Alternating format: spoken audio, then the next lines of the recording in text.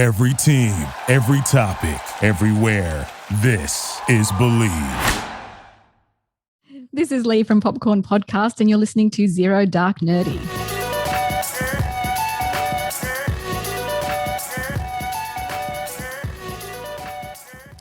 All right, ladies and gentlemen, welcome back to Zero Dark Nerdy, the world's most notorious pop culture podcast. This is your boy, Brian, a.k.a. El Nino, and today I'm joined with...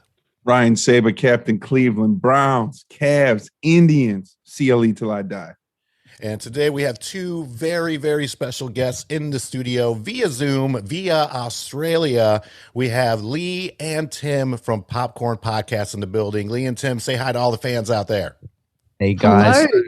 Hello. So happy to be here. Yeah, we're really excited. Thanks for having us. Hey, we are very, very lucky to have you. So before we get into all the stuff that we love, which is obviously pop culture, movies, films, all that exciting stuff that just makes the world go round, why don't you go ahead and tell some of our viewers out there that may not have heard of you, a little bit about the background to Popcorn Podcast, how you got started, what keeps you going, and, things like that. Well, I might going coffee, I think. I'm a 3 coffee a day guy. I've only had one, so it's morning here, so I'm ready to have number 2 already. So what was the first question? Why we started Popcorn Podcast? Tim, were you just kind of hanging out one day and we're like, we need to start a podcast? Like, how did that work out? Well, Tim and I both work in the media industry here in Australia. Tim works for Channel 9, which is a huge network, and I'm a freelance journalist. So we were kind of already in that space, and we're both huge film nerds, aren't we, Tim? Massive. Say that. Yeah. And it just started as a way to just do what we love, I guess, talk about film. And I mean, how good is it that we get to do that every week and have a blast doing it? I mean, all I do is see movies and talk about movies. So you may as well put a microphone in front of me and put me on record. And, that's how Popcorn Podcast started. I guess what's really unique about Leigh and my story is how we met. Our humble beginning was my first casual job. I think I was 14 or 15 years old, and we met at the Golden Arches, McDonald's or Macca's as we call it down under here. And Leigh was my manager. I was flipping burgers out the back, and Leigh taught me the ropes. And that was like 15 years ago or something. And the rise of social media kept us connected all that time. We both lived abroad at some point. We both, started our own careers in our respective fields. And we had that ongoing, constant connection that brought us back together about movies and, what do you think of this and whatever. And then I guess, Leigh approached me almost about 2 years ago now. We're about to celebrate our second anniversary at Popcorn Podcast, which is really exciting. That's awesome. Yeah. So how, Leigh, tell us how it started. Like, was your baby that you conjured up and brought me into the mix? Yeah, I mean, you were the first person I thought of, obviously, Tim, to join me on this journey. And I think in our industry, I don't know if it's the same for all industries, but especially in the media industry here, you can't be a one-trick pony anymore. You need to have all these different skills, be a jack of all trades, I guess. And podcasting was really taking off in Australia. And I think it's been really popular in America for quite a while. Is that right, guys? For a little bit. Everybody. A lot of people compared, Joe Rogan, but Joe Rogan's been doing this for 10 years now. So he's, I don't want to say he started podcasting, but he was in on the ground floor and really worked his way up. Now everybody has a podcast. If they have like any type of a following really in any media space right now, they have a podcast. Oh gosh, yeah. Yeah, same thing in Australia. So we sort of got in at ground level and started Popcorn Podcast. And really in Australia, nobody's doing what we're doing, which is new cinema releases. That's exclusively sort of what we cover, although that's been difficult over the last year with cinemas being closed. But and putting the content out weekly, which is a huge schedule, let me tell you. But we're having a blast doing it, aren't we, Tim? Oh, the most fun. I mean, we both, I have a full-time job. Leigh is constantly freelancing and hustling in her space. But it's a great balance. I always find the podcast for me personally an escape, like to get out of my corporate world and just to talk movies and have fun and, share it with everyone. And I just love it. It's the best. It truly is. We're coming up on year 3 for us, and that's Yeah. very similar. Brian and I work corporate jobs, and he's one of the first people I approached, and I said, we talk about this stuff all day, every day. Why not, get our voices out there and have a good time doing it? So it's a blast, and we get to connect with awesome people like you that we would never get to connect with on Yeah. even with social media. So it's fantastic. Well, Likewise. I love that that's what the podcasting community is all about as well. It's just all about listening to each other's podcasts, supporting each other. It's a really loving community, isn't it? Yeah, I agree. Even the chat rooms that I'm in, whether Facebook or things like that, there's not a lot of people. I mean, some people have some secrets that they want to keep to themselves as far as like editing and things like that. I get it, if you don't want to spread the love, but for the most part, though, if someone comes in with a question, you see just flooded with responses. I'm looking for a new mic. I'm looking for this. What advice do you have for this? I'm not saying it's all great, but it is a very, very, let's all make it kind of community. I'm going to tell you one thing. I promise you, I will not try to do an Australian accent, because as I'm listening to you guys, and when Tim said Mackers, I wanted to like spit out like my version of Mackers in my Australian accent, and the voice in my head just said, "Dude, don't do it." Well, we heard your English accent. Well, who was doing the English accent in the Justice That was League Brian. episode? I did the same thing. Yeah, was that? Yeah, I don't know. Well, then I did it on the Judas and the Black Panther episode. It was Judas and the Black Panther. Judas and the Messiah. Oh, yes, that one. That's the one. Sorry, so, that was it was terrible. It was a terrible British accent. I apologize to all our friends, all our friends in England. Yeah, I did it. I did it in the Justice League episode because Mira's accent was ridiculous, absolutely ridiculous.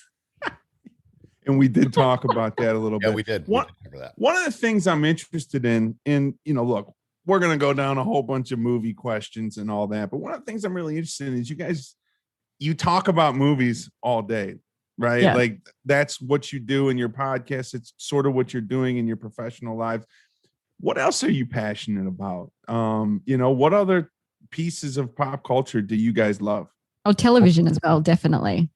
I just don't have the time to fit it in. I freelance sometimes writing for a pay TV magazine here, one of our big pay-per-view companies. It's called Foxtel.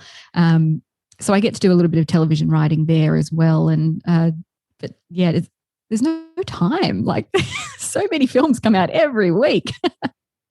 Yeah, I work in television, specifically in commercial partnerships. So TV is a big part of like who I am. And I do, I don't know how I find the time, because I feel like I'm always in front of a screen, like 24/7. If it's not a movie, it's a TV show, or the TV shows that I work on. I work specifically in reality television and product placement and sponsorships for Channel 9, as Leigh mentioned earlier. So Lego Masters is one of the shows I work across, which Fox, I think, are about to launch their second season. Yes. Will Arnett's the host, right? No. Yeah. Was the Batman in the Lego Batman movie? That's right. Yeah, we actually, one of the judges in our version of Lego Masters is Ryan Brickman McNaught. He's the only Lego certified professional in the Southern Hemisphere, and there's only 14 of them in the world. So we've kind of, big tick in the Lego land, universe. He's an unreal guy, gentle guy, so talented. He's built stuff for brands for us. He built a life-size Honda Civic Type R made out of Lego bricks for season 1 as part of that sponsorship, which was a journey. It was an awesome experience, and it toured Australia, and people got to get amongst it. So TV is a huge part of like my interest as well. Reality as well. I'm watching Euphoria at the moment, which is extraordinary. I binged that. I was actually up quite late last night because I couldn't turn it off. It's unreal. I'm getting into Falcon and the Winter Soldier at the moment. You guys talked a bit about that one as well. Oh yeah, I have not. So I watched the first episode. I have not watched the second episode. Usually, if I don't watch it by Tuesday or Wednesday, I did the same thing with WandaVision. Right? It's like, you know what? I've already avoided all the spoilers. I'm just gonna wait 3 more days and then watch 2 episodes back to back. Right? Because that's even better. So I'm gonna watch apparently the episode of Falcon Winter Soldier that comes out tonight or whatever is 54 minutes long. It's the longest. It's the longest episode, so I'm looking forward to that. I'll have 2 episodes back to back on Saturday or whenever. Do you think that one works for television? I think WandaVision worked really well for television, but I really feel like Falcon and the Winter Soldier maybe should have just been a movie. So Brian, let me take this one because I've actually thought a lot about this. I thought you're absolutely right for your assessment that WandaVision worked for TV. I think that Falcon Winter Soldier works for TV because I think that's what you're going to see Marvel do with their television shows moving forward. They're going to shoot it like a movie. It's going to be like a 6 or 7 hour movie that they break up in 1 hour increments. I think Loki's going to be very similar. I think Hawkeye is going to be very similar. I think WandaVision was a little bit of an anomaly, and if you think about it, even towards the end there, the last, 2 or 3 episodes, it became more of a Marvel show and less of the, sort of crazy world that it was with the, the 50s, 60s, 70s or whatever. So I think it works because they're going to take time to develop these characters a lot more than they have in the past and things like that. Like Sam Wilson's already more likable, right? An hour and a half or an hour 40 minutes in, he's already more likable. I think, they're doing something really great with Bucky by, sort of humanizing this historically robotic figure. So, I think it works. It's just a shame that you don't get to see those really big action set pieces on a big screen. And with the news now as well that Black Widow is going to Disney streaming services, I think they've just done Natasha dirty there for sure. Well, they'll still release it in the theaters here. I just, with the way the US is with COVID still, I don't think I'm going to be going in a movie theater anytime soon. I mean, we have, I don't want to go too far down the road, but we're still in the danger zone. Yeah. It's so sad. It's just an awful situation. I mean, Leigh and I always talk about the power of the shared cinema experience, and I just hope you guys get that back as quickly as possible because we recently went to see a screening of Nobody, which we're going to review, and that's our next episode that we're going to do after this. But it was a packed cinema. Yeah. And it's funny. It is so crazy. This movie is the action. It's unreal, and you just can't substitute that experience in your lounge room. So we're thinking of you guys over there, and hopefully it's not far away. We appreciate it. Bob Odenkirk was on Howard Stern this week. It was great. Oh, yeah. I watched that. But one thing I want to say, just to piggyback off what you were saying. The shared cinema experience in the US is going to be a lot different when we actually do go back because a lot of our smaller cinemas are closing and they may not reopen. There's, we have one right down the road here, Brassfield. It was it's been open for like 30 years. My girlfriend and I, we used to go there when we were younger, for like birthday parties and stuff like that. So a lot of those smaller cinemas. So it's really just going to be, sort of the mainstream, the chains, the national chains, which, isn't a terrible, but I still enjoy from time to time going to the smaller theaters and sitting in a little bit of a smaller space and, having the old creaky chairs that rock, not the big leather lounge recliners and all that. So it's going to be a little bit of a different experience for sure. Have some of the cinemas started opening yet, or are you all still pretty much in lockdown? It just depends on, because it's different here because each state is regulated differently. So some states are wide open to where, everything is 100% capacity. There's no regulations. Our state, we just got back to, you could go, before it was, you could be at a bar till 9. Then it went to 11. Now it's back to 2. Movie theaters, to be honest with you, really haven't recovered. There are some that are open, but again, just kind of limited seating. So it just depends on what city you're in, what state you're in, because it's not just state mandated. A lot of it's also city mandated too. So they have the right to say what time bars and restaurants close and this, that, and the other. But I agree 100% with Tim. I mean, the movie going experience is something that I will treasure always and for the rest of my life, and where I attribute a lot of my great memories to. I mean, a lot of my daughter, she's going to be 20 this year, but growing up, I can't tell you how many countless movie parties we had for her. one of the things we always bond about are movies and just going to the movies. She's a big fan of A24 films, so that's always usually showing at the smaller movie theaters that we have. And I'd love to have that back. And like the nightmare scenario, and Ryan cringes when I say it, is what if Endgame was supposed to come out last year and we were robbed and have to wait another year for Endgame? Like, that to me is the most stressful situation ever, because they wouldn't just wait and have us watch it on TV. They'd have us wait to watch it in the theaters. But it would not have been. I mean, look, man, you'll never you may never I've talked about this, but we may never experience the Endgame scenario again, right? Infinity War, walking out of the theater the first time you saw Infinity War, when half of your favorite heroes just died, the year buildup, going to see Captain Marvel, and like the end credit scene, where's Fury? And it's like, oh my God, that's a scene from Endgame. And then seeing the first trailer, which starts with Tony on the ship, where, hey, Miss Potts, this one's going to be a tearjerker. You know what I mean? And then going in and just the portals opening, Cap on your left, like the whole theater erupting. Like we may never experience that again in our lives. Like even now, I'm sure everybody has goosebumps. I have goosebumps. And if they would have taken that away, that's why I cringe and shake my head, because it could have happened. It could have happened. That was poetic. The chills through the roof. It's interesting to see how the situation over there in the US is actually affecting us as well, because we've been in a state or a situation where we've been able to open our cinemas, but a lot of movies are still getting pushed because they don't want to release it worldwide before it's able to be released in America. So, things like the Bond movie's been pushed back, and, Black Widow was pushed back so much, and it got a little frustrating there for a while. But then we had a few Australian movies come out, like The Dry, which I'm not sure you guys have yet, starring Eric Bana. Phenomenal movie, really amazing, and it did really well here. And I mean, that was the upside, I guess, but also we just really want the movies. Like, it opened up the doors for Australian stories more than we have had in a long time.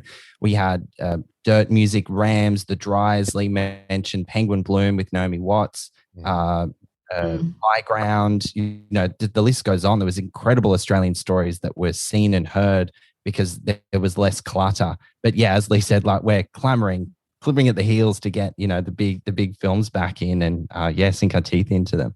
Yeah. I mean, if anything, though, kind of the one positive was, I think, especially on like social media and stuff like that, like the types of content that have started to come out, more stars have gotten closer with their fans, and musicians and things like that doing live stream sessions, and putting some of these movies on the streaming services like Disney Plus or HBO Max.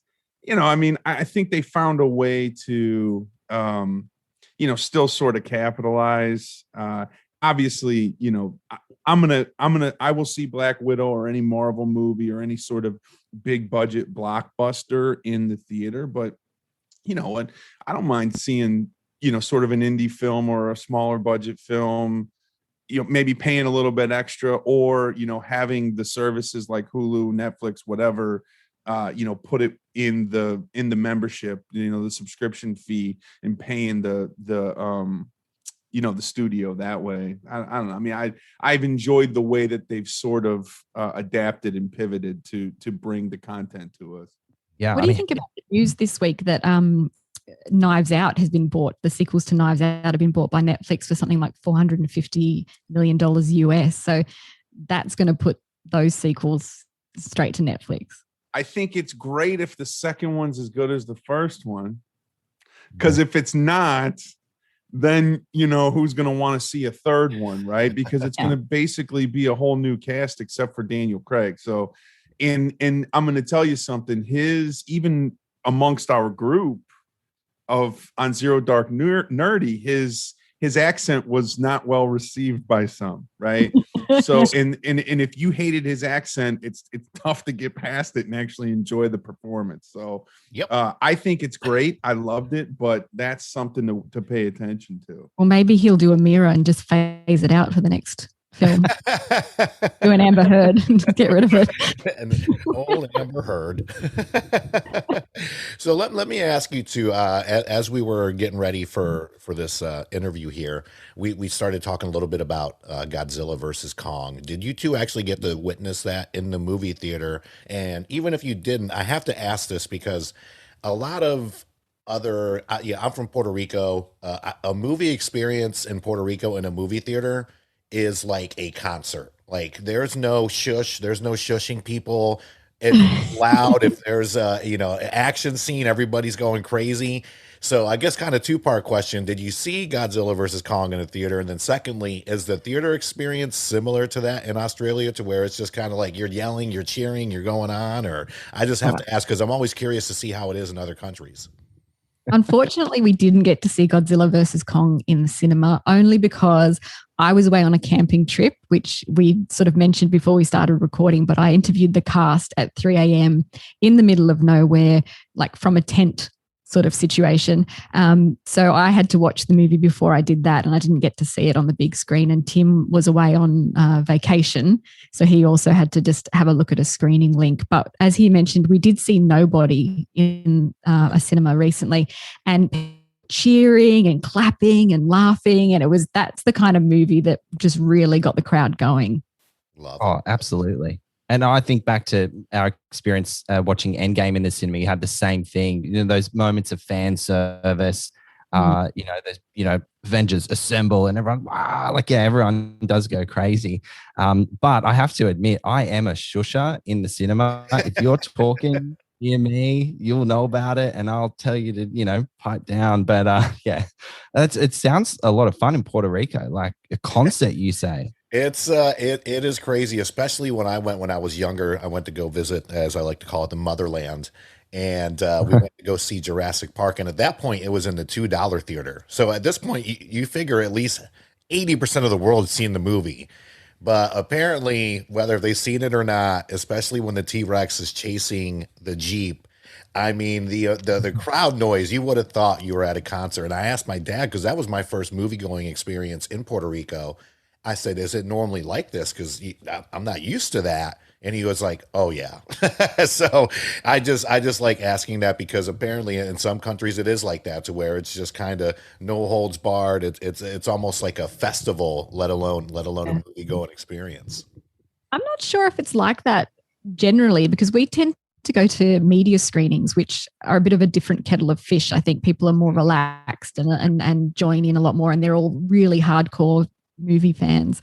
But if you're just in a general cinema, I think people are a bit like, stop rustling that bag. Oh, I remember going to movie marathons as a teenager, and the Final Destination movies back to back to back. They elicited like a uproarious, when things, they're all dying in weird and wonderful, outrageous ways. I mean, I guess it depends, who you're sharing the screening with.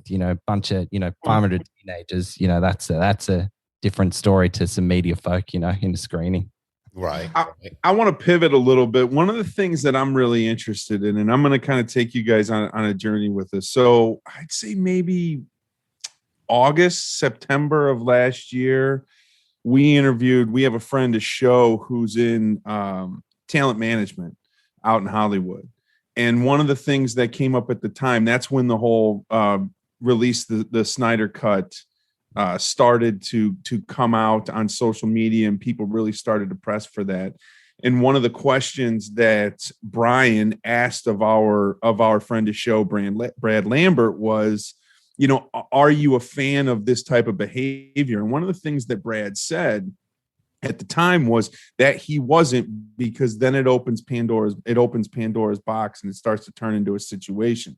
Well, the the Snyder Cut came out last week, or 2 weeks ago, maybe at this point. Now, all of a sudden, you have David Ayer talking about his version of Suicide Squad. Margot Robbie came out today and said that there's a 20-hour version of Once Upon a Time in Hollywood that Tarantino shot and cut that's available. I'm just curious of your thoughts on these, director's cuts or versions that haven't come out and sort of going down that road.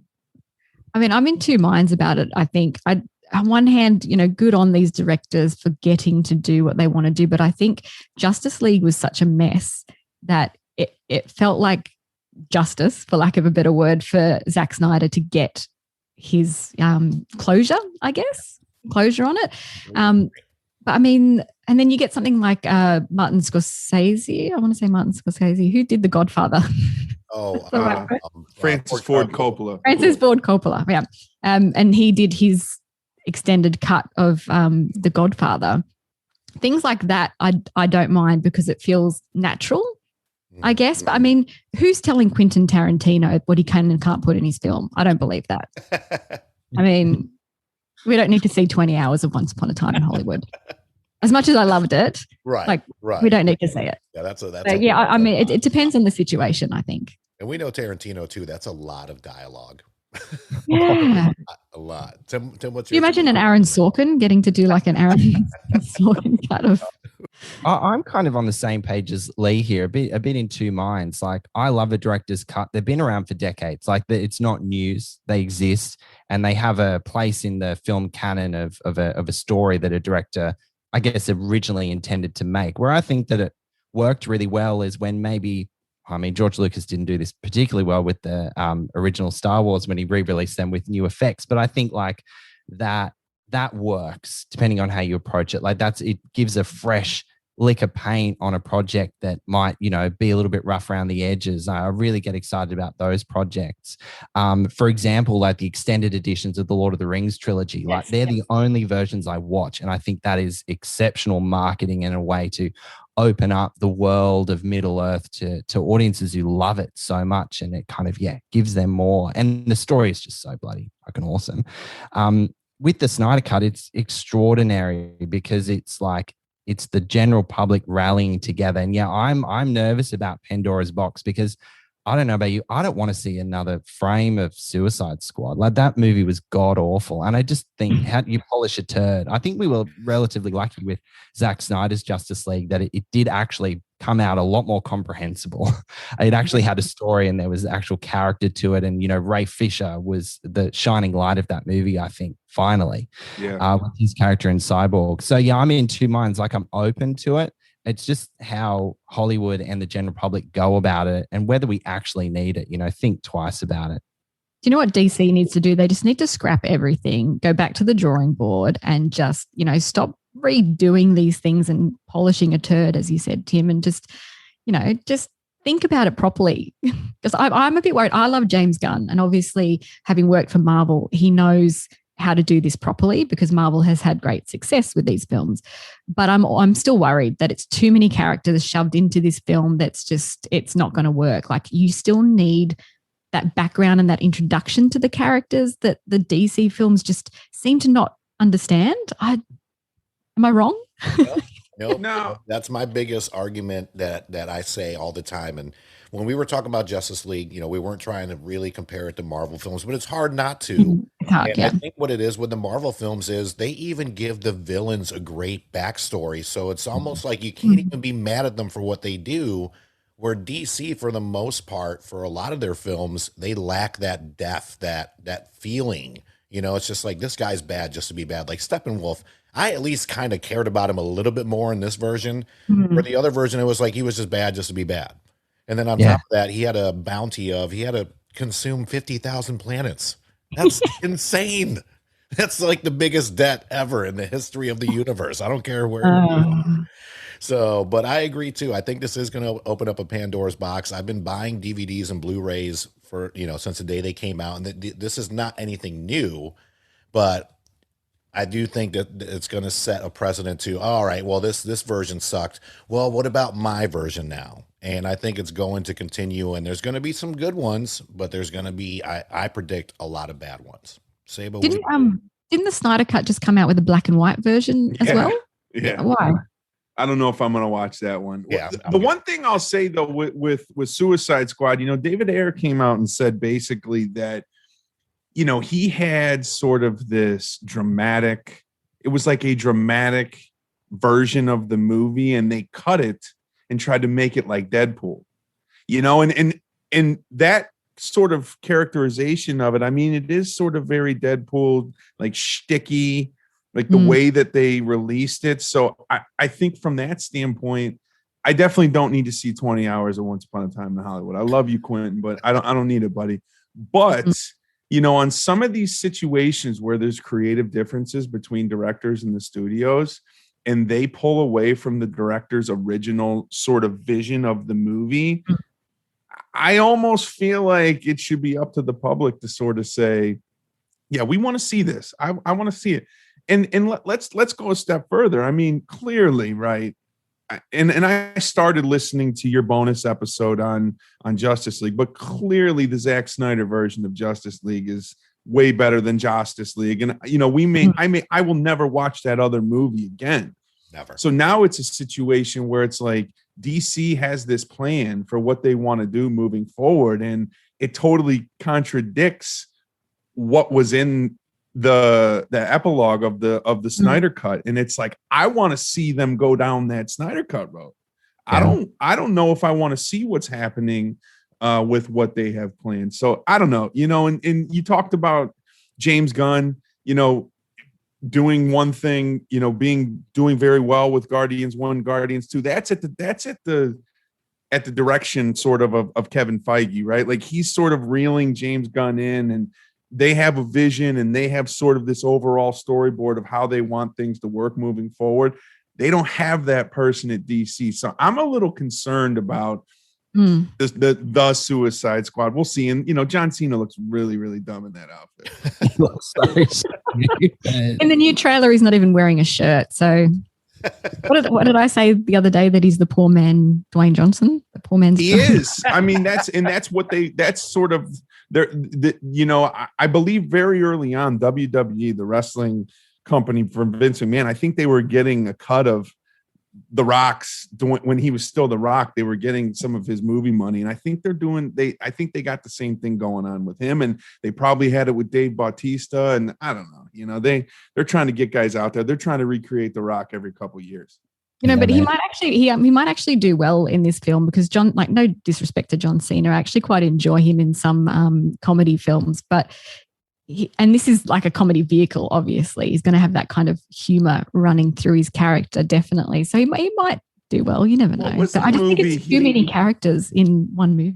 It is. What was the movie where he was Amy Schumer's boyfriend? Trainwreck, yeah. He was pretty good in Trainwreck, right? LeBron was actually really good in no, was that Trainwreck too? Trainwreck. No. Yeah, so they had two athletes that were really good in Trainwreck, but I don't know. We'll see. I don't know. I obviously your favorite athlete of all time, so don't be a homer on this one. I have pictures of LeBron behind me. You just can't see him. A different athlete. Are you excited about LeBron in Space Jam? No, I'm not.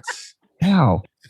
Don't mix your feelings. Tell us what you really feel. I'm excited. I've seen sort of some side-by-sides on social media of how they've evolved the animation, which I'm actually pretty excited about.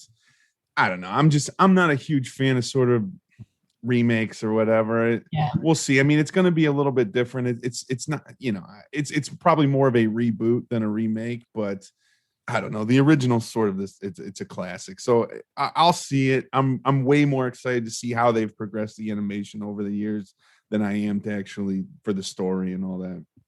I get a bit tired of reboots and remakes as well. I mentioned this on our podcast quite a lot, but sometimes they're done really well, but also it's just like, what's the point? Put money into new talent, new screenwriters. Like, there's so many talented people out there that are peddling their work, and, just use some of that, get some originality back. Yeah. Let's make 37 Avatar sequels. That's what we want. I think James Cameron is on 38 by now. Let's see how the first one goes. I mean, I'll say the same thing I said with Knives Out, or Knives Out 2. I think, let's see how the first one goes. I mean, I think this idea of sort of saying, okay, we're going to create, you know, when a movie does well, okay, we've greenlit 3 sequels. Like let's do one sequel. Yeah. It's okay to have a story, right? To have a vision of what it looks like, you know, three steps down the road. But let's do the first one first. I mean, 10 years later, it's 10 years later, right? That from when first Avatar came out. Oh, you know, that's longer than that. Yeah, well, I saw it with my girlfriend before Courtney. Me and Courtney been together for 10 years, so yeah, it has been longer than that. But you know, let's see how the story holds up, how it progresses. You know, it's going to be a whole different thing. But I am excited for that. And the Kingsman movies, I think there's like 7 of them. Eggsy? Well, no, you didn't like Eggsy? Oh no, I like the Kingsman movies. Tim doesn't.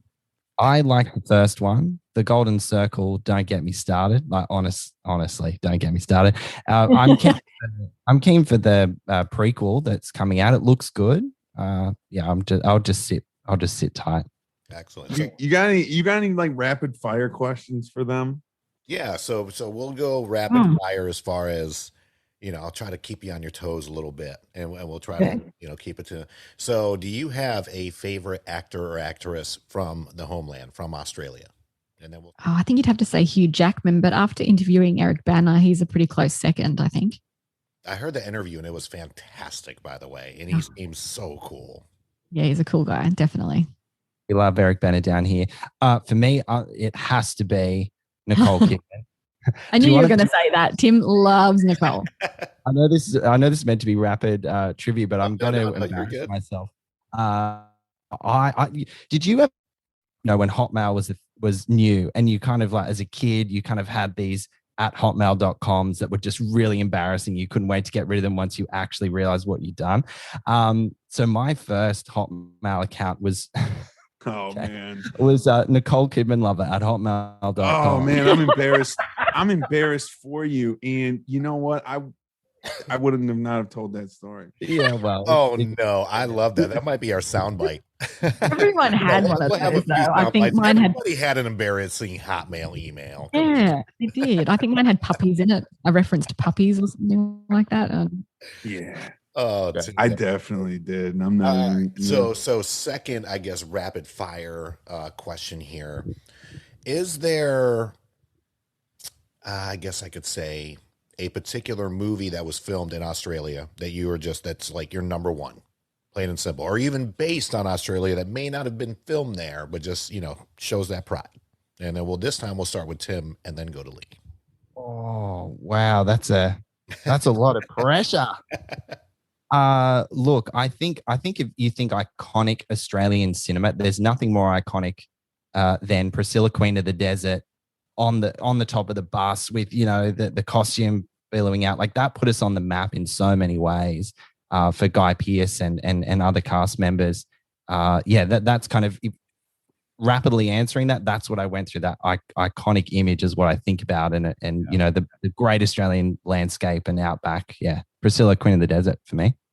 Well, more recently we saw The Dry and we talked about that. And that was my 5 popcorn kernel review. That's like fantastic. But I think what always holds a special place in my heart is Moulin Rouge with your woman Nicole and Ewan McGregor. Yeah, that's have the director's cut to that one. Yeah. Well, I mean, Baz Luhrmann, he always gets his vision. So that's true. I almost just did it again. I really like the way you said McGregor, and I almost just said the name in an Australian accent. I'm not going to do it. My family's actually Scottish, so I'm McGregor. Yeah.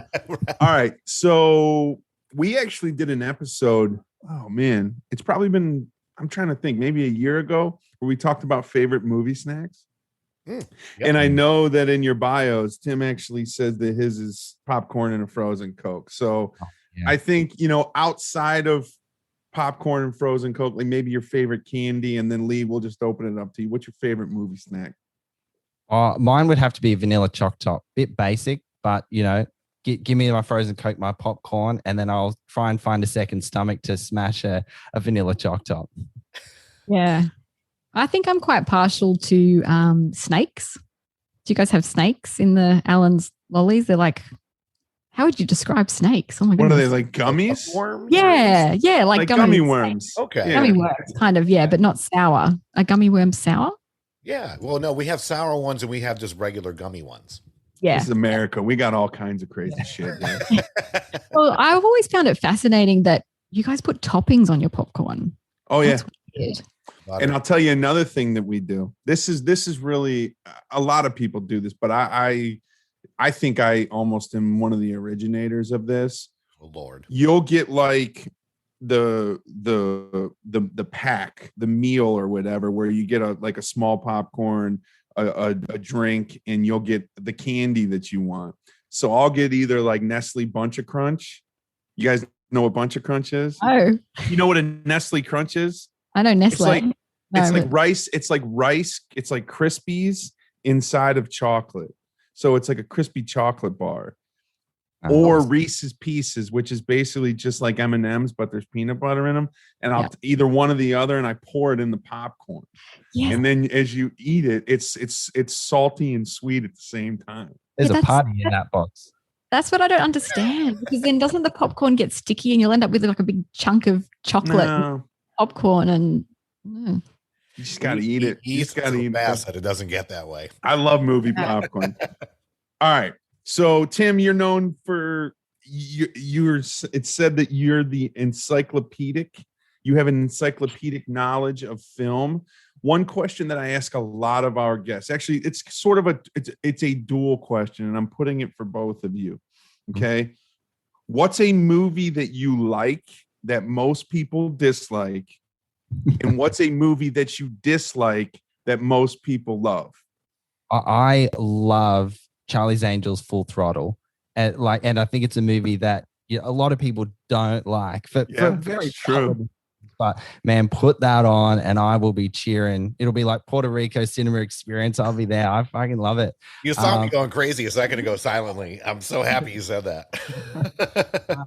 And funny enough that more recently, a movie that I hate that a lot of people like happens to be Knives Out. I just couldn't stand it.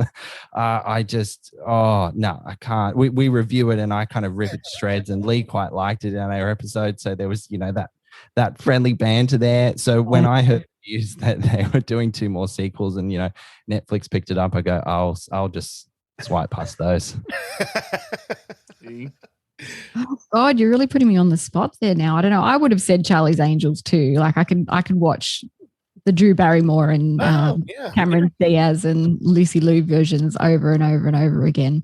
A movie that there's not a lot of movies that I don't like, is there, Tim? I mean, I can usually find the good in everything. What's a film that I've rated really badly recently? I quite like The Little Things as well, which you didn't like. I loved seeing Denzel be that one. Actually, it got bashed. It got bashed in the US. It did not get good. It did not get good reviews. Jared Leto got good reviews. The rest of the movie did not.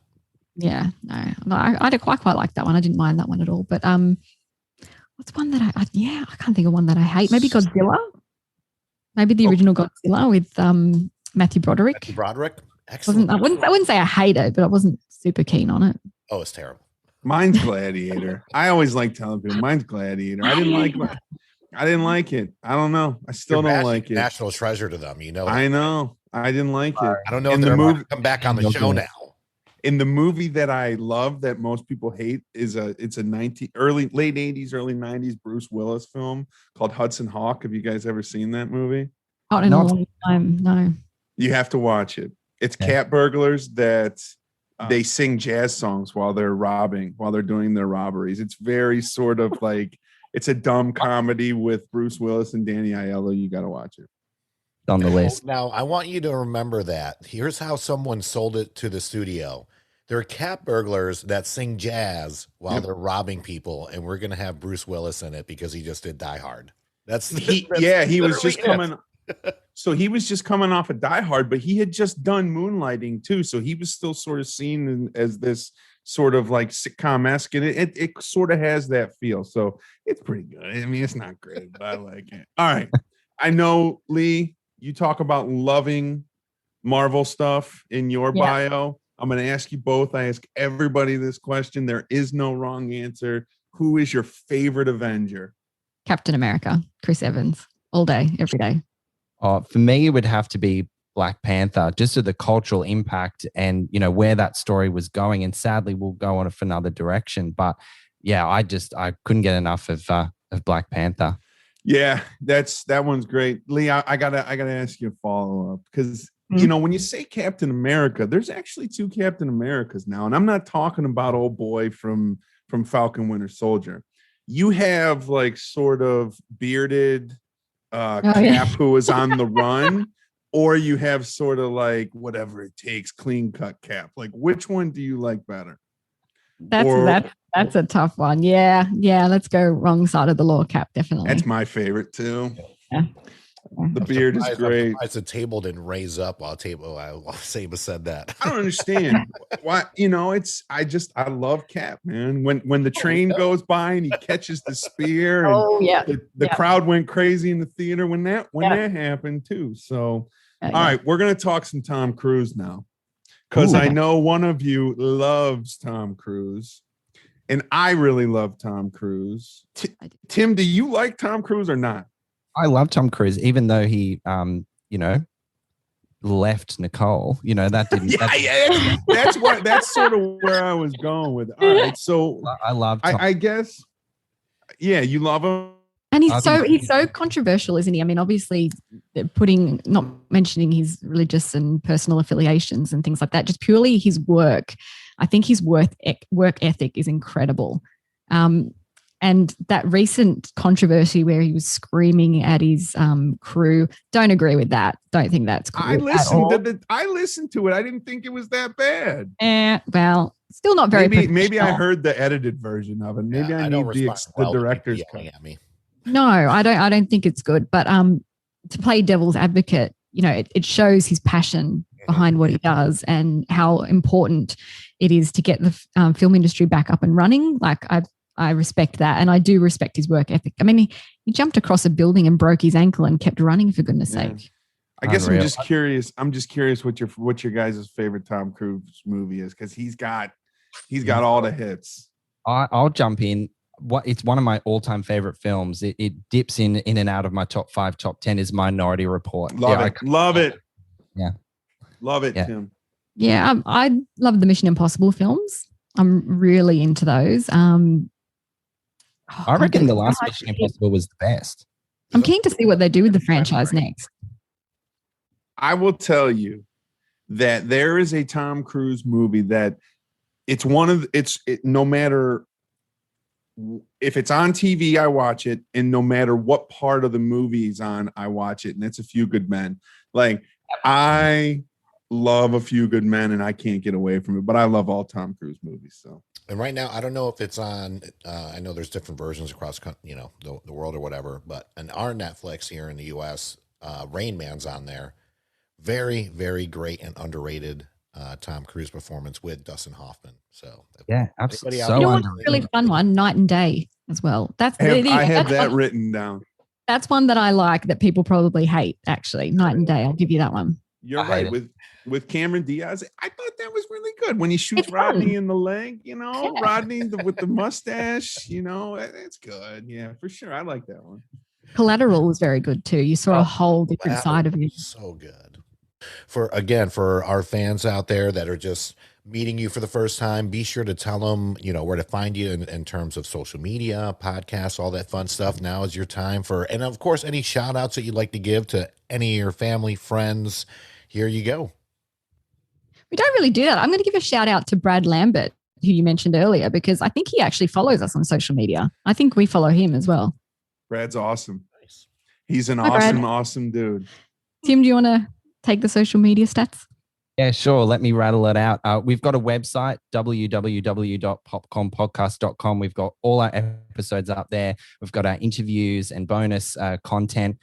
We also post giveaways, so check the website to see what ticket giveaways we're blasting out into the cinema world to catch. I think if for Australian listeners, we're giving away tickets to the new Mortal Kombat movie, which is out in a couple of weeks. So that's pretty exciting.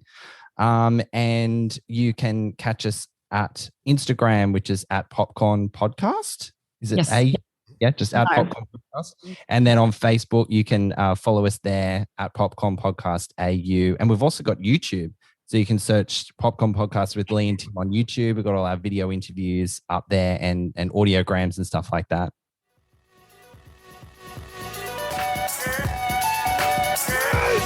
Yeah! Victory! And anger management? Fuck anger management.